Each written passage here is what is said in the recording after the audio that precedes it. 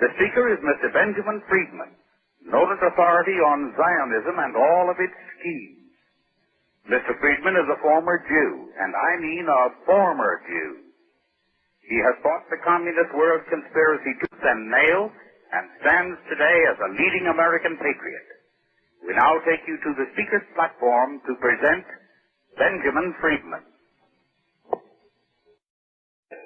The Zionists and their co-religionists rule this United States as though they were the absolute monarchs of this country. Now you say, well, that's a very broad statement to make, but let me show what happened while you were, I don't want to wear that out. Let me show you what happened while we were all asleep. I'm including myself with you. We were all asleep. What happened? World War I broke out in the summer of 1914. 1914 was the year in which World War I broke out. There are a few people here my age who remember that. Now that war was waged on one side by Great Britain, France, and Russia, and on the other side by Germany, Austria-Hungary, and Turkey. What happened? Within 2 years, Germany had won that war. Not alone won it nominally, but won it actually.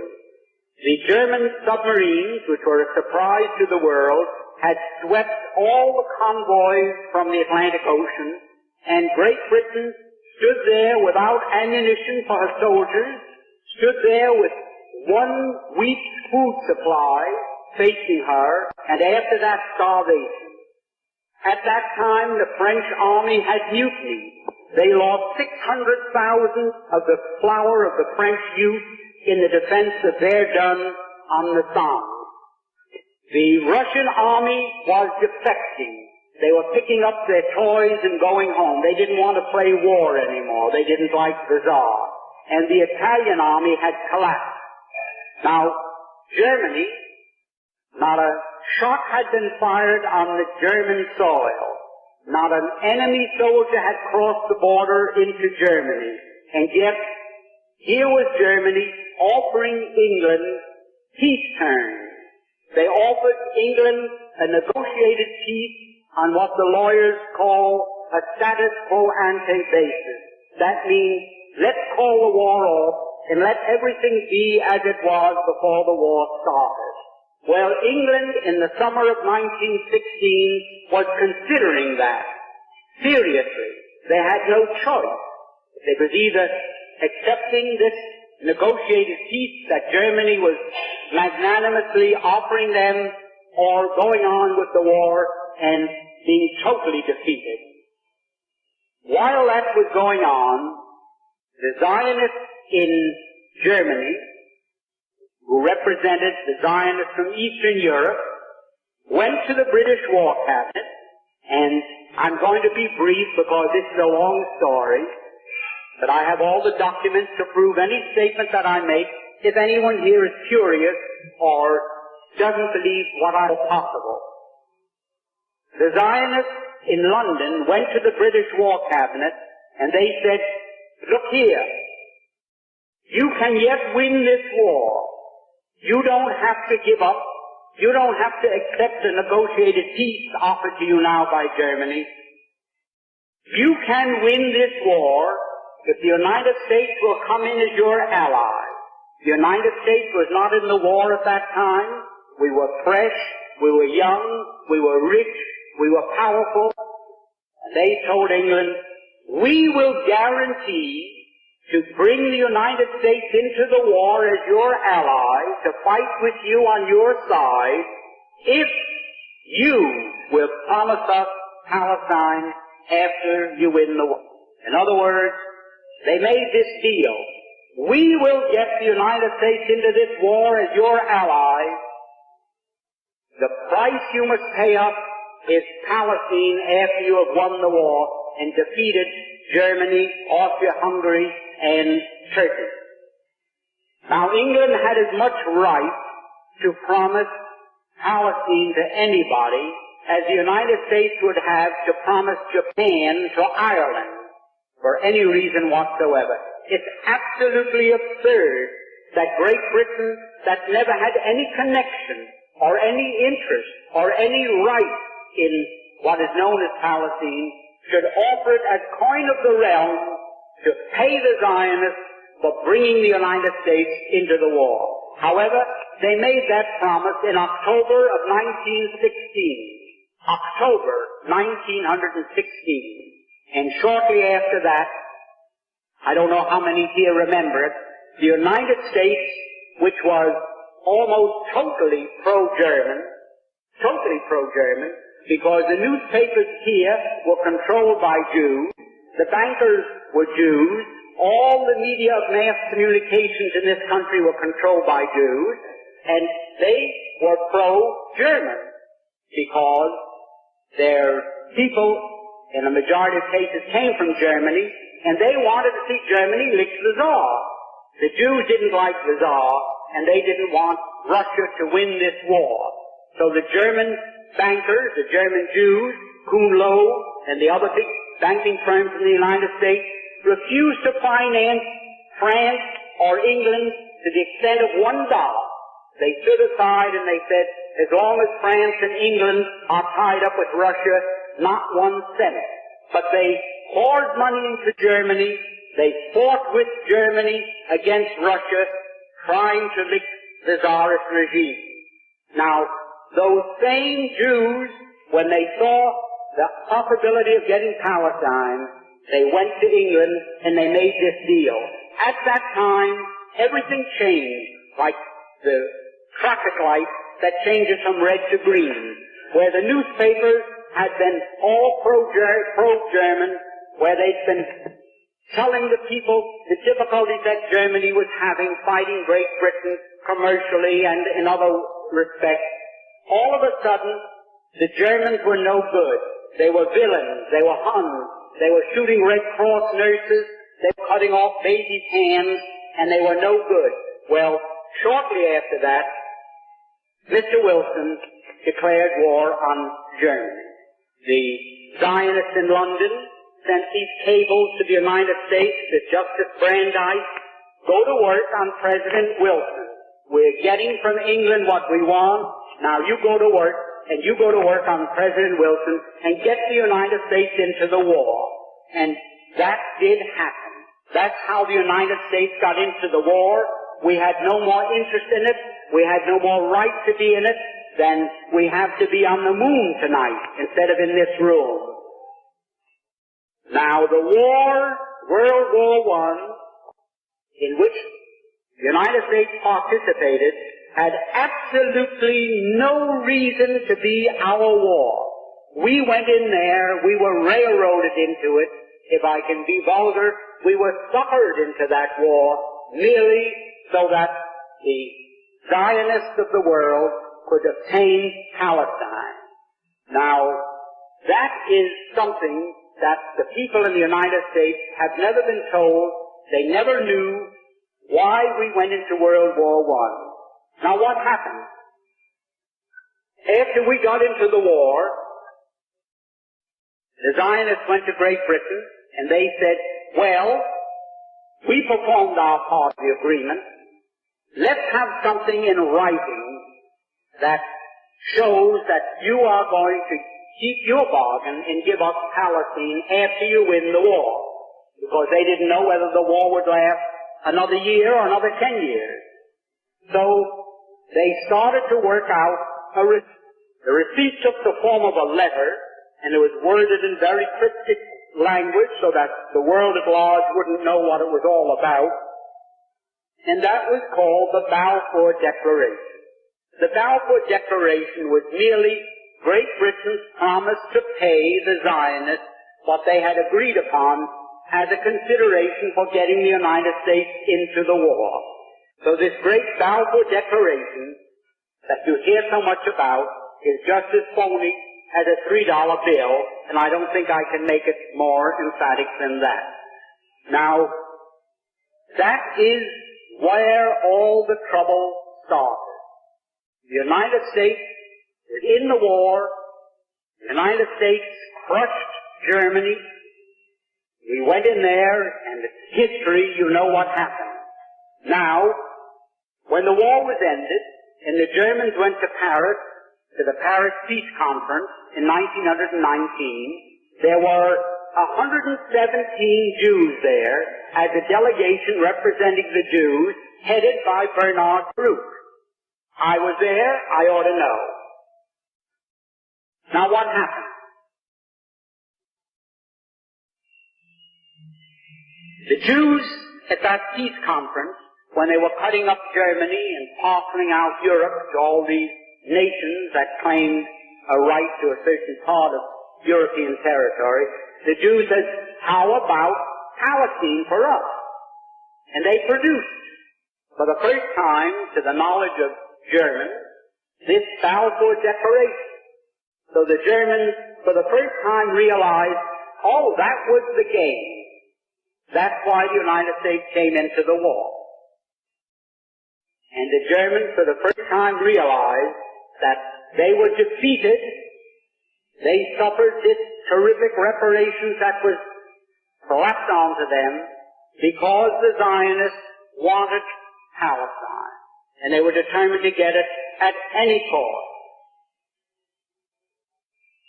Now that brings us up to another very interesting point. When the Germans realized this, they naturally resented it. Up to that time, the Jews had never been better off in any country in the world than they had been in Germany. You had Mr. Rathenau there, who was maybe 100 times as important in industry and finance as Bernard Baruch in this country. You had Mr. Ballin, who owned the two big steamship lines, the North German Lloyd and the Hamburg American line, thank you.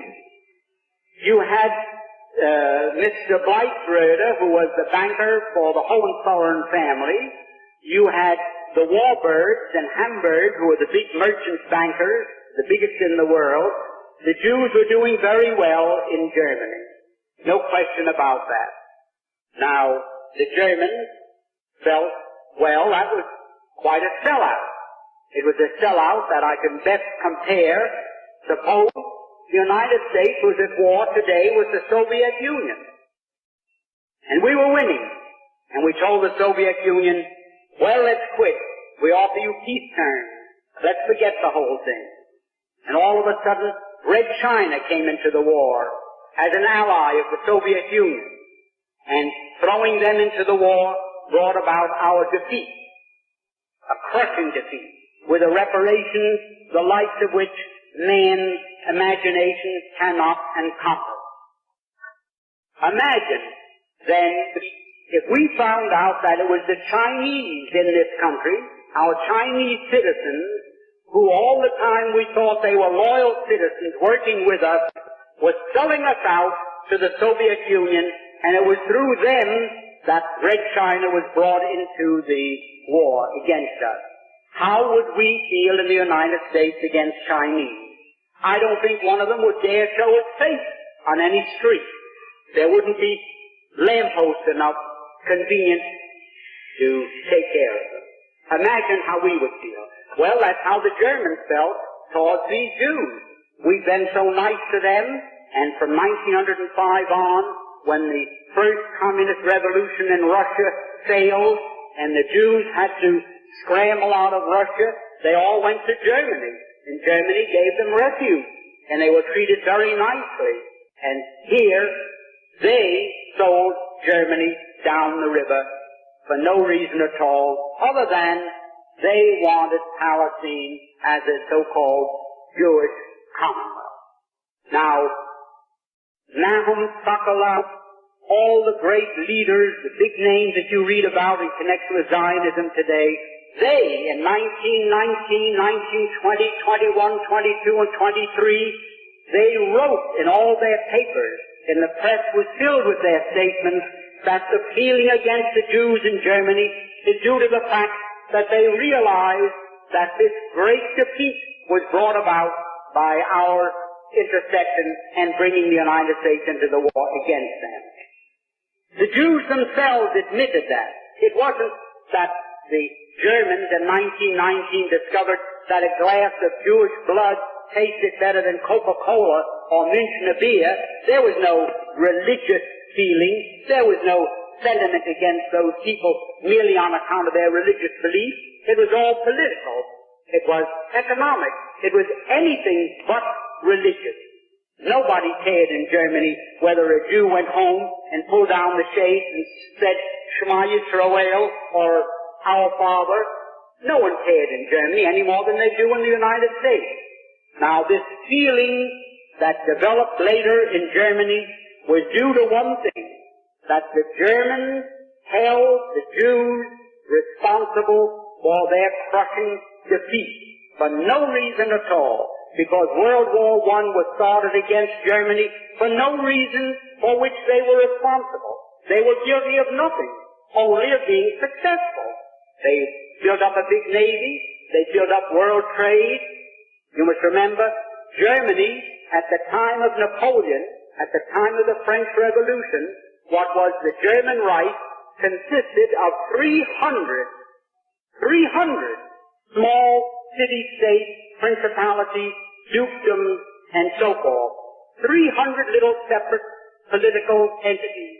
And between that time, between the period between Napoleon and Bismarck, they were consolidated into one state. And within 50 years after that time, they became one of the world's great powers. Their navy was rivaling Great Britain.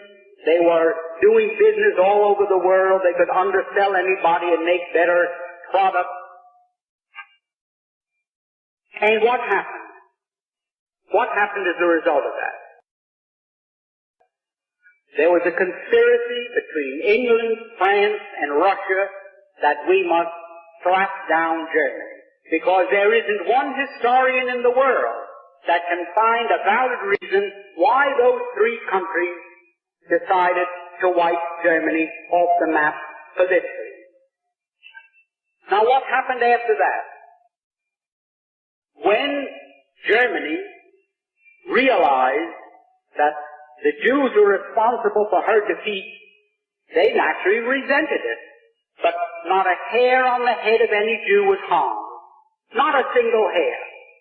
Professor Chancel of Georgetown University, who had access to all the secret papers of the State Department, wrote in his book and quoted from a State Department document written by Hugo Schoenfeld, a Jew who Cordell Hull sent to Europe in 1933 to investigate the so-called camps of political prisoners. And he wrote back that he found them in very fine condition. They were in excellent shape. Everybody treated well. And they were filled with communists. Well, a lot of them were Jews, because the Jews happened to be maybe 98% of the communists in Europe at that time. And there were some priests there, and ministers, labor leaders, masons, and others who had international affiliation. Now, the Jews sort of tried to keep the lid on this fact. They didn't want the world to really understand that they had sold out Germany and that the Germans resented that. So they did take appropriate action against them. They, shall I say, discriminated against them wherever they could. They shunned them, the same as we would the Chinese or the Negroes or the Catholics or anyone in this country that sold us out to an enemy and brought about our defeat. Now, after a while, the Jews of the world didn't know what to do, so they called a meeting in Amsterdam. Jews from every country in the world attended in July 1933.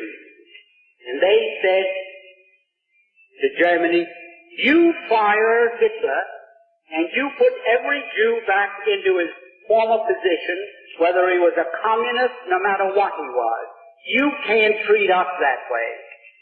And we, the Jews of the world, are calling upon you and serving this ultimatum upon you. Well, the Germans told them, you can imagine. So what did they do? They broke up. And Samuel Untermeyer, if the name means anything to people here,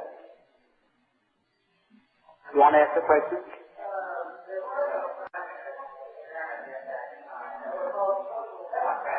Well, I don't want to go by what they were called. We're now using English words, and what they were called in Germany is not very material, but they were communists because in 1917, the communists took over Germany for a few days. Rosa Luxemburg and Karl Liebknecht and a group of Jews in Germany took over the government for 3 days. In fact, when the Kaiser ended the war, he fled to Holland because he thought the communists were going to take over Germany as they did Russia, and that he was going to meet the same fate that the Tsar did in Russia. So he left and went to Holland for safety, for security. Now, at that time, when the communist threat in Germany was quashed, it was quiet, the Jews were working still, trying to get back into their former status, and the Germans fought them in every way they could without hurting a hair on anyone's head. The same as one group, the prohibitionists, fought the people who were interested in liquor, and they didn't fight one another with pistols. They did it every way they could. Well, that's the way they were fighting the Jews in Germany. And at that time, mind you, there were 80 to 90 million Germans, and there were only 460,000 Jews. Less than 1/2 of 1% of the population of Germany were Jews. And yet, they controlled all the press, they controlled most of the economy, because they had come in and with cheap money, you know the way the mark was devalued, they bought up practically everything. Well, in 1933, when Germany refused to surrender, mind you, to the World Conference of Jews in Amsterdam, they broke up, and Mr. Untermeyer came back to the United States, who was the head of the American delegation and the president of the whole conference, and he went from the steamer to ABC and made a radio broadcast throughout the United States in which he said, the Jews of the world now declare a holy war against Germany. We are now engaged in a sacred conflict against the Germans, and we are going to starve them into surrender. We are going to use a worldwide boycott against them that will destroy them because they are dependent upon their export business. And it is a fact that 2/3 of Germany's food supply had to be imported. And it could only be imported with the proceeds of what they exported, their labor. So if Germany could not export, 2/3 of Germany's population would have to starve. There just was not enough food for more than 1/3 of a population. Now, in this declaration, which I have here, it was printed and a whole page, in the New York Times on August 7th, 1933, Mr. Samuel Untermeyer boldly stated that this economic boycott is our means of self-defense. President Roosevelt has advocated its use in the NRA, which some of you may remember, where everybody was to be boycotted unless they followed the rules laid down by the New Deal, which of course was declared unconstitutional by the Supreme Court at that time. Nevertheless, the Jews of the world declared a boycott against Germany, and it was so effective that you couldn't find one thing in any store anywhere in the world with the words "Made in Germany" on it. In fact, an executive of the Woolworth Company told me that they had to dump millions of dollars worth of crockery and dishes into the river, that their stores were boycotted. If anyone came in and found a dish marked made in Germany, they were ticketed with signs, Hitler, murderer, and so forth, and like something like these sit-ins that are taking place in the South. R.H. Macy, which is controlled by a family called Strauss, who also happen to be Jews, a woman found stockings there, which came from Chemnitz, marked made in Germany. Well, they were cotton stockings. They may have been there 20 years, because since I've been observing women's legs in the last 20 years, I haven't seen a pair with cotton stockings on them. So Macy, I saw Macy boycotted with hundreds of people walking around with signs, murderers, Hitlerites, and so forth. Now, up to that time, not one hair of any Jew had been hurt in Germany. There was no suffering, there was no starvation, there was no murder, there was nothing. Now, that, naturally, the Germans said, why, who are these people to declare a boycott against us and throw all our people out of work and our industries come to a standstill? Who are they to do that to us? And they naturally resented it. Certainly they painted swastikas on stores owned by Jews. Why should a German go in and give their money to a storekeeper who is part of a boycott, who is going to starve Germany into surrender into the Jews of the world, who are going to dictate who their premier or chancellor was to be? Well, it was ridiculous. That continued for some time. And it wasn't until 1938 when a young Jew from Poland walked into the German embassy in Paris and shot one of the officials that the Germans really started to get rough with the Jews in Germany. And you found them then breaking windows and having street fights and so forth. Now, for anyone to say that, I don't like to use the word anti-Semitism because it's meaningless, but it means something to you still, so I'll have to use it. The only reason that there was any feeling in Germany against Jews was that they were responsible, number one, for World War I, number two, for this worldwide boycott, and number three, did I say for World War I, they were responsible for the boycott, and also for World War II, because after this thing got out of hand, it was absolutely necessary for the Jews and Germany to lock horns in a war to see which one was going to survive. In the meanwhile, I had lived in Germany, and I knew that the Germans had decided Europe is going to be Christian or communist. There is no in-between. It's going to be Christian or it's going to be communist. And the Germans decided, we're going to keep it Christian if possible. And they started to rearm. And their intention was, by that time, the United States had recognized the Soviet Union, which they did in November 1933. The Soviet Union was becoming very powerful, and Germany realized, well, our turn is going to come soon unless we are strong.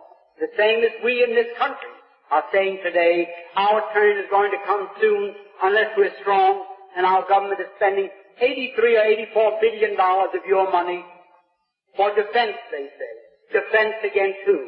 Defense against 40,000 little Jews in Moscow that took over Russia and then, in their devious ways, took over control of many other governments of the world.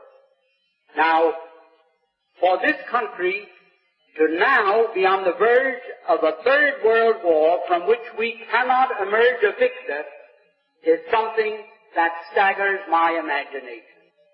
I know that nuclear bombs are measured in terms of megathons. A megathon is a term used to describe 1 million tons of TNT. 1 million tons of TNT is a megathon. Now, our nuclear bombs had a capacity of 10 megathons. 10 million tons of TNT. That was when they were first developed, 5 or 6 years ago. Now, the nuclear bombs that are being developed have a capacity of 200 megatons. And God knows how many megatons the nuclear bombs that the Soviet Union have a capacity. So, what do we face now? If we trigger a world war that may develop into a nuclear war, humanity is finished. And why will it take place? It will take place because Act 3, the curtain goes up on Act 3. Act 1 was World War I. Act 2 was World War II. Act 3 is going to be World War III. The Jews of the world, the Zionists, and their co-religionists everywhere are determined that they are going to again use the United States to help them permanently retain Palestine as their foothold for their world government.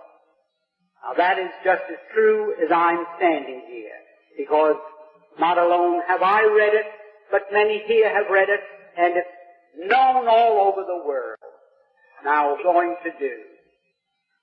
The life you save may be your son. Your boys may be on their way to that war tonight, and you don't know it any more than you knew that in 1916 in London, the Zionists made a deal with the British War Cabinet to send your sons to war in Europe. Did you know it at that time? Not a person in the United States knew it. You weren't permitted to know it. Who knew it? President Wilson knew it. Colonel House knew it. Others knew it. Did I know it? I had a pretty good idea what was going on. I was liaison to Henry Morgenthau Sr.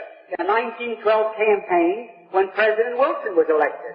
And there was talk around the office there. I was confidential man to Henry Morgenthau Sr., who was chairman of the Finance Committee, and I was liaison between him and Rollo Wells, the treasurer.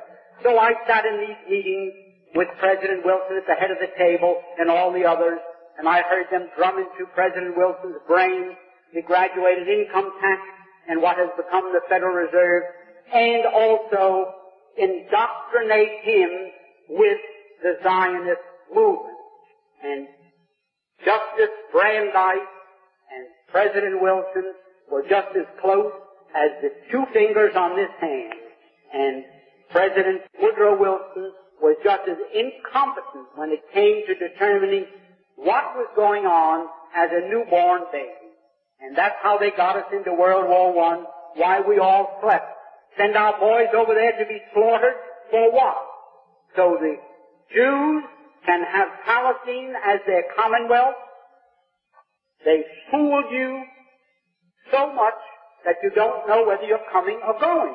Now any judge, when he charges a jury, says, gentlemen, any witness that you find has told a single lie, you can disregard all his testimony. That is correct. I don't know from what state you come, but in New York State, that is the way the judge addresses a jury. If that witness said one lie, disregard his testimony. Now, what are the facts? The Jews, I call them Jews to you because they're known as Jews. I don't call them Jews. I refer to them as so-called Jews because I know what they are. If Jesus was a Jew, there isn't a Jew in the world today. And if those people are Jews, certainly our Lord and Savior was not one of them. And I can prove that. Now what happened? The Eastern European Jews, who form 92% of the world population of those people who call themselves Jews, were originally Khazars. They were a warlike tribe that lived deep in the heart of Asia. And they were so warlike that even the Asiatics drove them out of Asia into Eastern Europe. And to reduce this, so you don't get too confused about the history of Eastern Europe, they set up this big Khazar kingdom. 800,000 square miles. Only, there was no Russia, there were no other countries, and the Khazar kingdom was the biggest country in all Europe. So big and so powerful that when the other monarchs wanted to go to war, the Khazars would loan them 40,000 soldiers. That's how big and powerful they were. Now, they were phallic worshippers, which is filthy. I don't want to go into the details of that now. It was their religion, the way it was the religion of many other pagans or barbarians elsewhere in the world.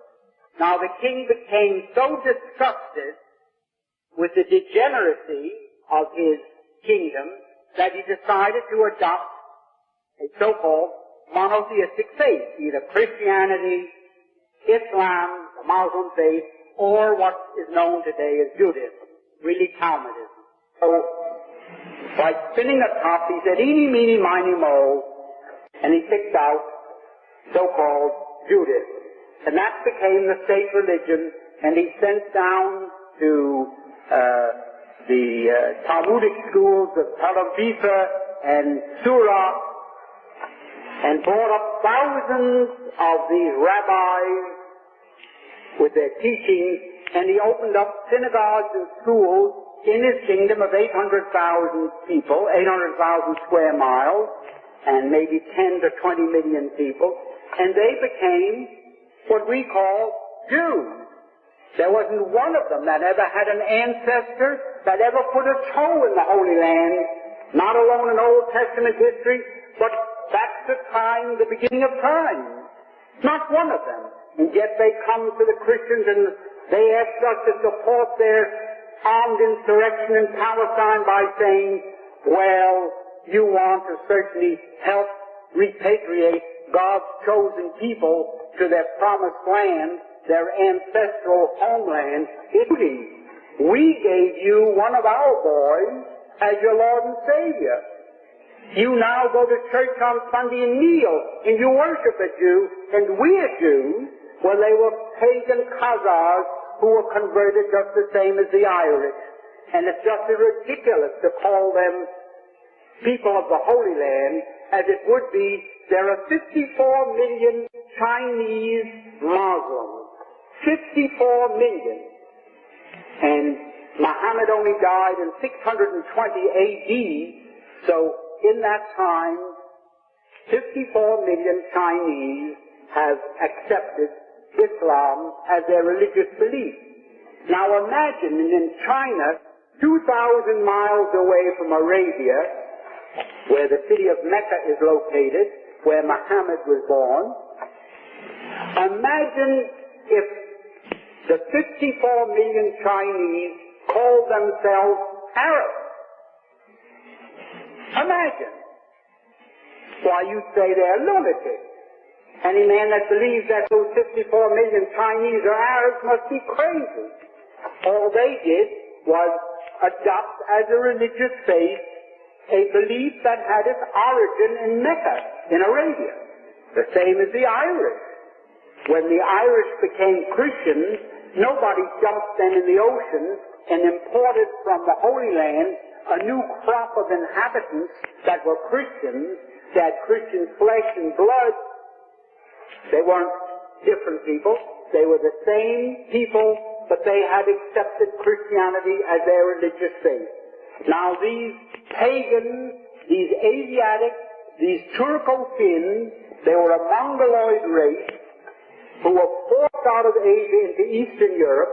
They likewise, because their king took the faith, the Talmudic faith, they had no choice. Just the same as in Spain. If the king was Catholic, everybody had to be a Catholic. If not, you had to get out of Spain. So everybody, they lived on the land just like the trees and the bushes. A human being belonged to the land under their feudal system. So they all became what we call today Jews. Now imagine how silly it was for the Christians, for the great Christian countries of the world to say, we are going to use our power, our prestige, to help repatriate God's chosen people to their ancestral homeland, their promised land. Now, could there be a bigger lie than that? Could there be a bigger lie than that? and because they control the newspapers, the magazines, the radio, the television, the book publishing business, they have the ministers in the pulpit, they have the politicians on the soapboxes talking the same language, so naturally you believe black is white if you heard it often enough. You wouldn't call black black anymore, you'd start to call black white, and nobody could blame you. Now, that is one of the great lies that is the foundation of all the misery that has befallen the world. Because after two wars fought in Europe, World War I and World War II, if it wasn't possible for them to live in peace and harmony with the people in Europe, like their brethren are living in the United States, what were the two wars fought for? Did they have to, like you flush the toilet because they couldn't get along? Did they have to say, well, we're going back to our homeland and you Christians help us? I can't understand yet how the Christians in Europe could have been that dumb, because every theologian, every history teacher knew the things that I'm telling you. But they naturally bribed them, shut them up with money, shut their mouth with money, and now I don't care whether you know all this or not. It doesn't make any difference to me whether you know all these facts or not. But it does make a big difference to me. I've got in my family boys that will have to be in the next war. And I don't want them to go and fight and die like they died in Korea, like they died in Japan, like they died all over the world. For what? To help crooks hold on to what they stole from innocent people who had been in peaceful possession of that land, those farms, those homes, for hundreds and maybe thousands of years? Is that why the United States must go to war? Because the Democratic Party wants New York State, the electoral vote, Illinois, the electoral vote, and Pennsylvania, the electoral vote, which are controlled by the Zionists and their coalitionists, the balance of power. In New York City, there are 400,000 members of the Liberal Party, all Zionists and their co-religionists, and New York State went for Kennedy by 400,000 votes. Now, I don't blame Mr. Kennedy. I'm fond of Mr. Kennedy. I think he's a great man.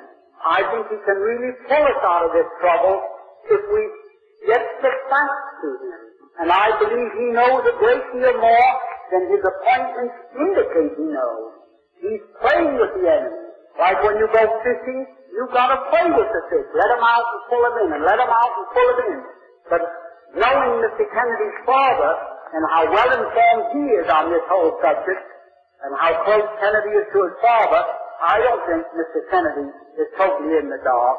But I do think that it is the duty of every mother, every loyal Christian, every person that regards the defense of this country as a sacred right, that they communicate not with their congressman, not with their senator, but with President Kennedy, and tell him, I do not think that you should send my boys or our boys wearing the uniform of the United States of America and under the flag that you see here, our red, white, and blue, to fight there to help keep in the hands of thieves that which they have stolen. I think everyone should not alone write once, but keep writing and get your friends to write. Now, I could go on endlessly and tell you these things to support what I have just asked you to do, but I don't think it's necessary to do that. You're above the average group in intelligence, and I don't think it's necessary to impress this anymore. But I want to tell you one more thing. You talk about, the Jews. Why the Jews? Christianity. Why we got Christianity from the Jews? And the Jews gave us Jesus, and the Jews gave us our religion. But do you know that on the Day of Atonement that you think is so sacred to them, that on that day, and I was one of them, this is not hearsay. I'm not here to be a rabble-rouser. I'm here to give you facts. When on the Day of Atonement you walk into a synagogue, the very first prayer that you recite, you stand, and it's the only prayer for which you stand, and you repeat 3 times a short prayer, the Kol Nidre. You enter into an agreement with God Almighty that any oath, vow, or pledge that you may make during the next 12 years, the 12 months, any oath, vow, or pledge that you may take during the next 12 months shall be null and void. The oath shall not be an oath. The vow shall not be a vow. The pledge shall not be a pledge. They shall have no force and effect, and so forth and so on. And further than that, the Talmud teaches, don't forget, whenever you take an oath, vow, and pledge, remember the Kol Nidre prayer that you recited on the Day of Atonement, and that exempts you from fulfilling that. How much can you depend upon their loyalty? You can depend upon their loyalty as much as the Germans depended upon it in 1916. And we're going to suffer the same fate that Germany suffered, and for the same reason.